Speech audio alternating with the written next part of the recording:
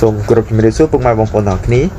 Welcome back to my channel ស្វាគមន៍មកសាជាថ្មីជាមួយនឹង YouTube channel របស់ខ្ញុំចឹងថ្ងៃនេះយើងនឹងរៀនអំពី expression ថ្មីមួយទៀត We're going to learn about new expression This expression is also very good to know to learn as well ចឹង expression មួយនេះ clear មួយនេះគឺល្អសម្រាប់ការរៀនពីគ្នាដែរចឹងយើងរៀនអស់គ្នា Now let's get started ចឹង clear មួយហ្នឹងគឺបែបនេះ get to know a person or people ចឹង clear ហ្នឹងគឺមានន័យថា get to know a person or people កន្លែងនេះអានថា get to know កន្លែងនេះអាន to know get to know a person or people មានន័យថាយើងចាប់ផ្ដើមស្គាល់ចង់ស្គាល់នរណាម្នាក់ឲ្យច្បាស់ទៅអញ្ចឹងណាចឹង get to know a person or people នេះគឺមានន័យថា get to know more and more okay មានន័យថា get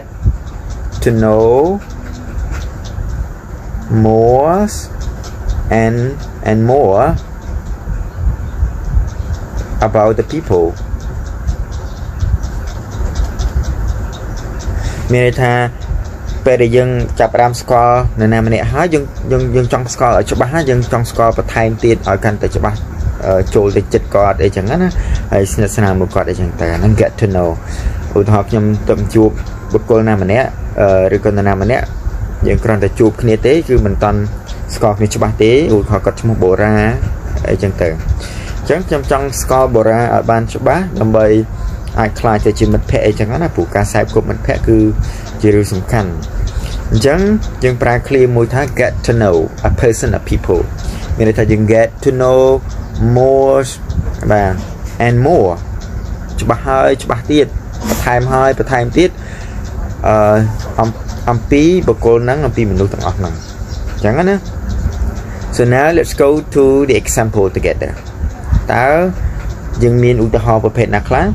របៀបណាខ្លះហើយរបៀបនៃការប្រើប្រាស់វាយ៉ាងម៉េចដែរបាទអញ្ចឹងឥឡូវនេះគឺយើងមកមើលឧទាហរណ៍ទាំងអស់គ្នាបងប្អូនNow let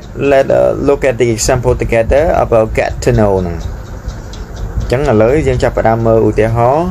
ទាំងអស់គ្នាតកតងនឹង clear get to know ហ្នឹងតើ clear ហ្នឹងគេប្រើក្នុង context របៀបមិនខ្លះអញ្ចឹងឧទាហរណ៍កន្លែងនេះជាឧទាហរណ៍ថាវិសាយើងមានវិសាលបូរ៉ាវិសាលអញ្ចឹង clear ហ្នឹងគឺមាន2នាក់ណា We have two people here Visal said I want to get to know you so I'm going to ask you a few questions okay អញ្ចឹងវិសាលក៏សួរថា I want to get to know you ខ្ញុំចង់ស្គាល់អ្នកបន្ថែមទៀត So I'm going to ask you a few questions okay question នេះគឺ S ណាS បាទដូច្នេះហើយខ្ញុំនឹងសួរសំណួរ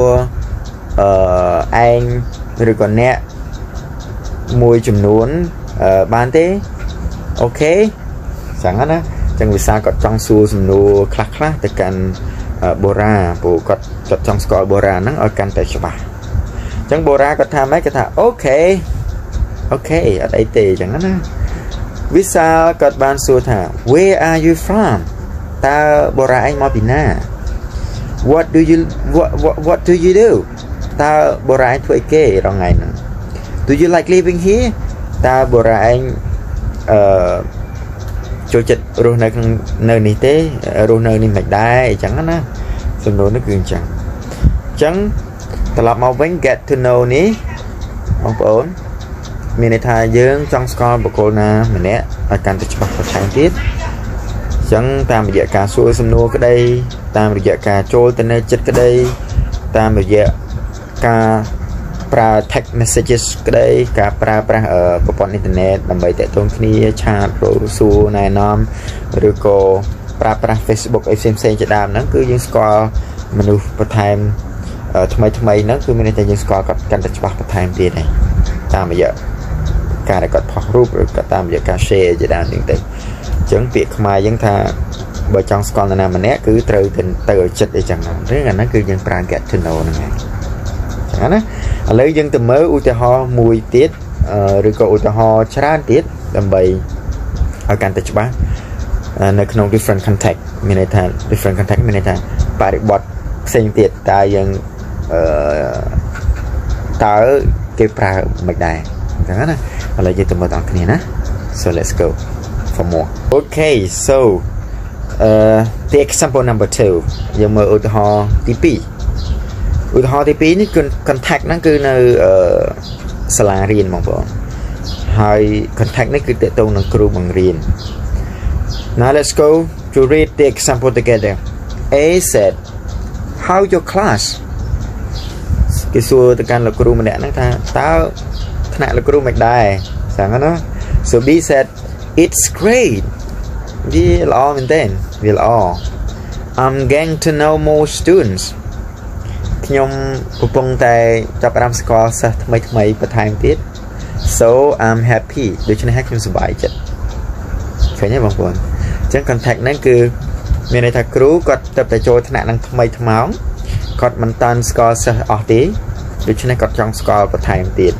គាត់កំពុងតែចាប់ផ្ដើមស្គាល់បន្តិចម្ដងហើយមុនដំបូងចាប់ផ្ដើមហៅឈ្មោះតាមរយៈ attendance នេះចឹងទៅបាទហៅឈ្មោះបាន 2-3 ថ្ងៃចាប់ផ្ដើមstart ហើយណាគឺចាប់ផ្ដើមស្គាល់សិស្សនឹងគាត់មានតចរិតម៉េចសិស្សនឹងគាត់ការរៀនរបស់គាត់មិនដែរអីចឹងក្នុងករណីហ្នឹងគឺមិនត្រឹមតែស្គាល់ឈ្មោះទេ get to know ហ្នឹងគឺមានន័យថាស្គាល់អំពីបុគ្គលិកលក្ខណៈរបស់សិស្សស្គាល់អំពី progress មានន័យថាដំណើរការនៃការបង្រៀននៃការរៀនរបស់សិស្សហ្នឹងតើសិស្សហ្នឹងគាត់រៀនទៅមិនដែរគាត់ slow learner ឬក៏ fast learner គាត់ត្រូវការយើងជួយមិនខ្លះអីចឹងណាអញ្ចឹងកន្លែង get to know នេះគឺចឹងក្នុងន័យបែបហ្នឹងអញ្ចឹង contact នេះគឺសម្រាប់គ្រូបង្រៀនថ្មីថ្មោងនៅក្នុងថ្នាក់ថ្មីអញ្ចឹងណា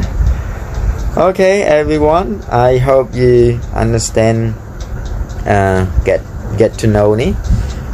get to know នេះយើងប្រើតាម